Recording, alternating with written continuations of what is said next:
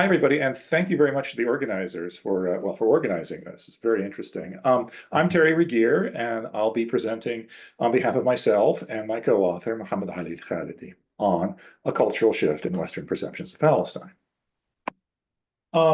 Western perceptions of Palestine, unfortunately, are often unsympathetic and sometimes hostile and openly dehumanizing. We can see this in governmental pronouncements and elsewhere.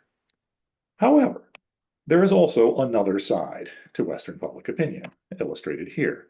So some of the campus and other protests that we've seen over the past year have been emphatically in support of Palestinian concerns and fundamentally sympathetic with Palestinian viewpoints. So what we have in the West today is a kind of opposition of the street versus the elite, one that an opposition that we're familiar with from the Arab world and elsewhere. And our focus in this talk will be on the street, the Western street, if you will, by analogy with the Arab street. And we'd like to ask in particular, what are the origins of the Western street with respect to Palestine? I think, in some respects, the protests over the past year seemed in some way to almost come out of nowhere. But we'd like to suggest that's not quite right.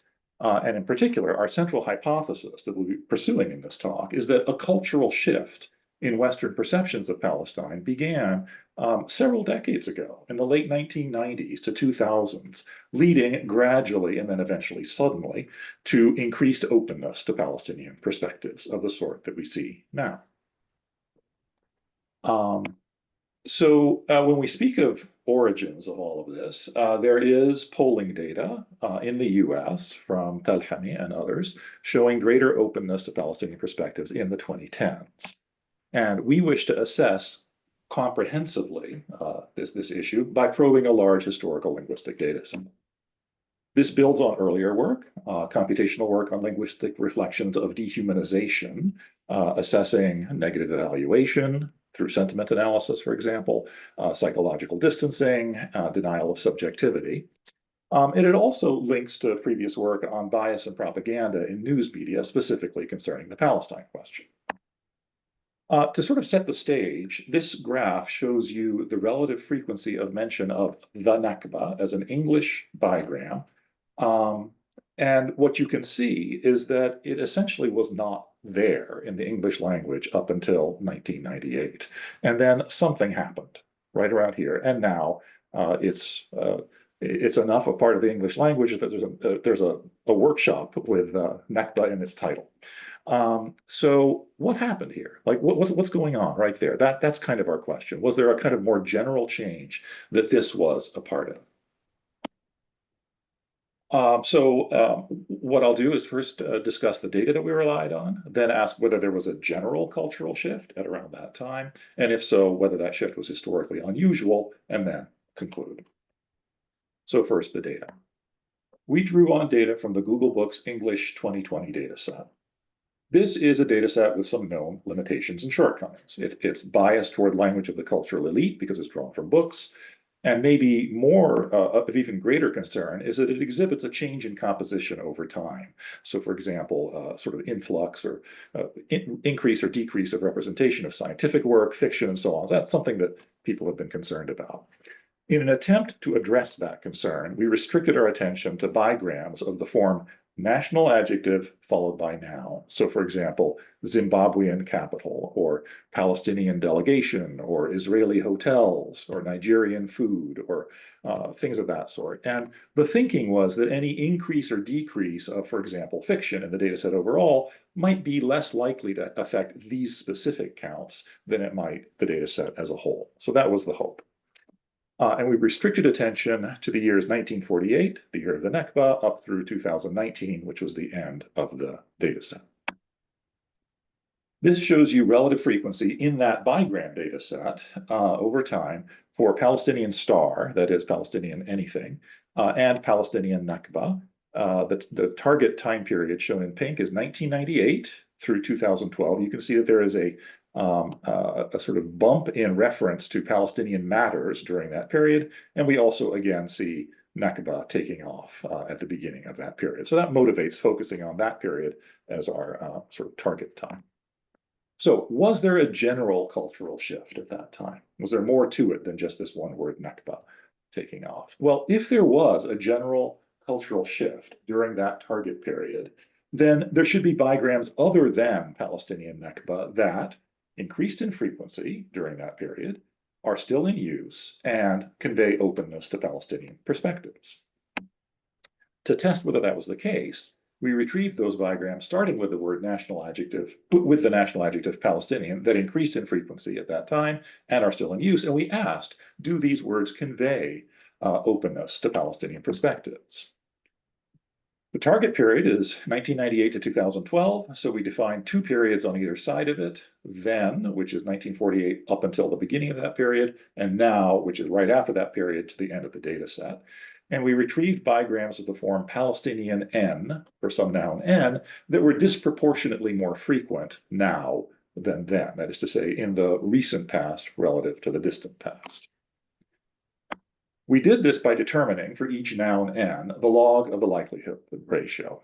For where the numerator here, the log, the numerator is given by the probability, given by relative frequency of Palestinian n, given that we're looking at the now period, the recent past, divided by the same conditional probability, only conditioning on the then period, the distant past. This quantity has been argued to capture the cognitive notion of being a good example of a category, such as the category of the recent past rather than the distant past. This histogram shows you for every noun n that was preceded by the national adjective Palestinian, its goodness as an example of the recent past. And you can see that Nakba, from the bigram Palestinian Nakba, is an extreme outlier here. It is highly representative. It's an extremely good example of something that shows up in the recent as opposed to the distant past. However, you'll also notice that there are other words that also seem to be sort of coming along for the ride, as it were. And so we examined the upper tail of that distribution. This was a total of 64 words, or 1.7% of all words. And we sought to see what the content of those words were, to what extent they expressed either alignment with or sympathy with Palestinian positions. Newly prominent in the frame Palestinian were a number of words that did seem to express sympathy or at least alignment or awareness of Palestinian perspective, such as intifadas, sumud, Nakba, of course, which you've already seen, kafiye. There were also a set of words that seemed to suggest an awareness of Palestinian subjectivity, including Palestinian subjectivity itself, Palestinian testimonies, Palestinian narratives. And I think, interestingly, a set of terms that suggest a sort of, ordinary human interests, but now newly in a Palestinian context. So Palestinian football, Palestinian restaurants, Palestinian filmmakers, and so on. And so overall, what we have is a view of Palestinians from up close, without psychological distance, emphasizing Palestinian humanity. This is new. We also have in these retrieved words and in that upper tail of the distribution, and I think importantly, words referring to the internet, Palestinian website, Palestinian hackers. The internet, of course, began in the 1990s to 2000s, so the emergence of these words here isn't surprising, but I think it's important because the internet was also, of course, a new source of information by which previously marginalized perspectives could get attention that previously they had not had. As a point of comparison, we also extracted those words that were newly prominent in the frame American blank. And these were rather different. We got American millennials, subprime, cybersecurity, cisgender, megachurches, all of which have a pretty sort of modern American feel. So that suggests it's a sort of sanity check, really. And most of these words were actually not shared with the Palestinian list. However, there were a few that were, which I'll mention because I think that's just of interest. The website theme was shared, a jihadist theme was shared, and indigeneity was shared. So overall, I hope to have convinced you that there was some sort of general cultural shift in the sort of late 90s, 2000s, leading to a greater awareness, at least, of Palestinian perspectives in the West. Now, If that's the case, was that shift historically unusual? We're asking this because to be noteworthy, a cultural shift should be historically unusual. It shouldn't be observed regularly. So is that the case here? Well, to find out, we retrieved words that were newly prominent in the frame Palestinian blank, but now varying the target period systematically by decade. So, for example, what Palestinian modified words were newly prominent in the 1960s, in the 1970s, in the 1980s, and so on. We extracted those words using exactly the method I just talked about, and I'll share those with you now. So for the 1960s, this isn't all the words, all the words are in the paper, but just to give you a sense for some of the themes, one theme, which in all cases, I'll illustrate it by a figure down in the corner here, drawn from that time period.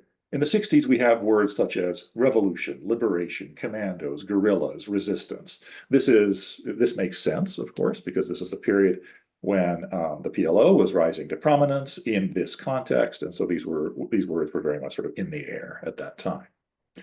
In the 1970s, we have a theme of hijackings, hijackers, skyjackers, and again, a well-known photo illustrating that theme.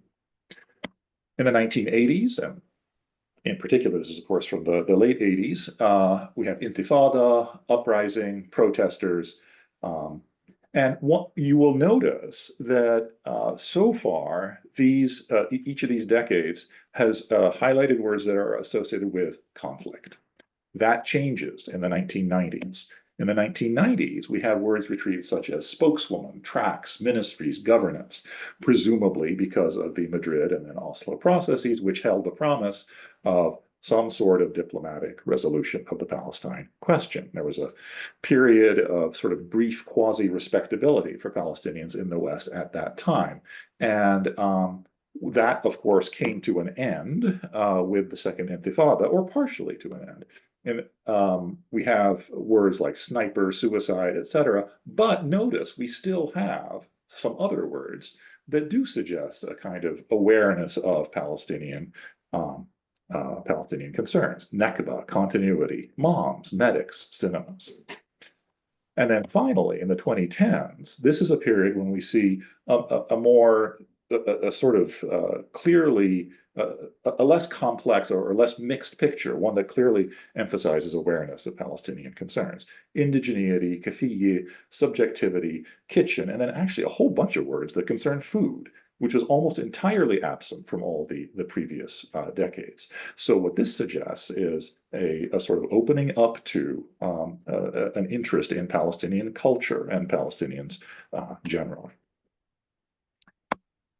We wanted to get less qualitative and more quantitative about this, so we conducted sentiment analysis for the top 50 words that were newly prominent in the frame Palestinian blank by decade. So those are drawing on the same words just extracted, 50 words per decade. And the results are shown here, and you can see there is greater positivity so this is positivity here. There is greater positivity in the 2010s than in the previous decades, and that difference is statistically significant. We also conducted a similar analysis, but now per year rather than by decade. And I'm showing you sentiment analysis for the top 250 words per year. I can't show you the words themselves because there are too many of them, but I think this gives some sense for change in sentiment over time. Starting reasonably high, declining through the 60s and 70s, and then a rise in the 90s, as was suggested, abrupt decrease at the time of the Second Intifada, and then a fairly quick recovery after that. So this pink highlighted target period seems to have been a time of contestation and change, eventuating in a relatively positive sentiment overall nowadays. So, was this change historically unusual? I hope to have convinced you that the answer is yes, and I think that that's highlighted specifically by the by-decade analysis, which shows that there's something seems to have happened starting in the 90s and then especially coming clearly into focus roughly now, or 2010s and now. So let me just say a few words in conclusion. The West is, unfortunately, largely still a hostile informational environment with respect to Palestine. Nothing that we've talked about here changes that. However, I do hope to have convinced you that a cultural shift in Western perceptions of Palestine began in the late 1990s to 2000s, leading to increased openness to Palestinian perspectives. And I think that that's potentially important because it suggests that the kinds of changes that we've seen recently have a certain kind of cultural momentum behind them. They've been a long time coming. So now, how did all of this happen? Well, it's hard to say, but there are some suggestions in the data suggesting that all of this may have been facilitated by the more positive tone of the 1990s, which in some sense set the stage, and then at about the same time, the advent of the internet that allowed ideas that had previously been largely inaccessible to become more accessible. So I'll end with that. Muhammad Ali and I would like to thank Dan Jurafsky and Charles Kemp for helpful comments and suggestions. And I'd again like to thank the organizers of this workshop for pulling it together. Thank you very much for that. And finally, thank you all for your attention. Thank you very much, Terry. This is really And interesting. happy to take questions. The findings are so interesting. And yeah, we see actually the change since the internet started. We start to see now opinion worldwide changing. So Nizar, please. Yeah, Terry, thank you very much. It was enjoyable to watch and listen to. Can you go to the slide where you talked about the sentiment analysis results changing over time? Because I was particularly curious about the period in the 50s, which seems to have a high, like a positive sentiment, and then there was a decline. And I don't know if I missed something in the talk that referred to that period, but I'm curious of what the explanation is. You're I think well, let me share my screen again. Yeah, I think it'd be you're good talking to about share the by year. I think you're talking about the by year analysis. Is that right? Yes, that's correct. Uh-huh. Let's see. Hello. Do you see that? That's right. Yes. So Okay. the numbers in the 1950s Okay. period that were very high, that seemed kind of surprising. I wasn't sure what. That you're asking, like, why are these numbers as high as they are? That the rest of this makes sense, but right. So we were good. What happened? Yeah. Well, did you say we were good? What happened? So that's kind of interesting because so first off, like in this period of time, the so-called conflict was, of course, largely framed as an Arab-Israeli conflict rather than a Palestinian-Israeli conflict. And what you see in the data, it's kind of interesting. When you're retrieving words from, the 50s, there's still a lot of reference to, how should I put it, like the word Palestinian being used not to refer specifically to Palestinian Arabs, but just to that area, just to sort of the land. And so a lot of this just has to do with, and there are a lot of references to like archaeology and so on. There are also a lot of Jewish terms that are preceded by Palestinian. So Palestinian Talmud, Palestinian yeshivas, etc. So there's a lot going on here with the word Palestinian that actually doesn't concern Palestinian Arabs, and it's only later that that the word becomes more clearly associated with Arabs. Yeah. That's really interesting because, I mean, obviously what this means is also that when you're doing this kind of analysis, the word itself, its semantics have actually shifted over time, and we're watching two variables in parallel, at the same time. It's fascinating. Thank you. Right. You'd like to be able to disentangle that. That's totally true. That's great. Yeah. Okay. Other questions? We are actually on time, but if there are other questions, we can take them.